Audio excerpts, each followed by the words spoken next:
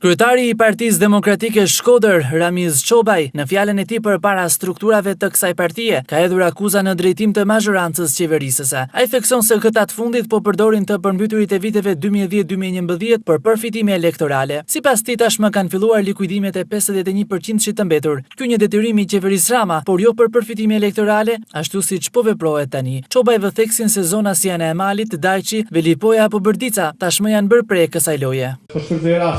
Informoj edhe opinion publik, siç është rasti i manipulimit që po bëhet tash me shpërblimin në zonat e përmbytura. Duke filluar nga Ana e Malit, nga Dajçi, Velipoja apo Bërdica. Qeveria ka marrë vendim që të kompensojë në masën prej 51% të gjithë të dëmtuarit nga përmbytja. Një masë që ka ngel nga qeverisja jonë. Pse qeverit në rohen, shteti është po i njajt. Ishte një detyrim që duhet ta kishte dhënë që para 4 vitesh. Leçi e jep me 4 vite vonesë.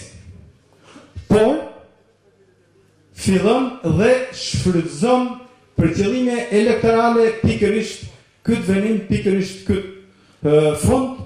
Të përmbyturit e viteve 2010-2011 muajt e fundit kanë shtuar dozën e protestave në kërkim të kësteve të mbetura të dëmshpërblimeve, ndërsa kryetari i Partisë Demokratike Shkodër Çobaj deklaratat e tij i bëri gjatë një takimi të kësaj partie.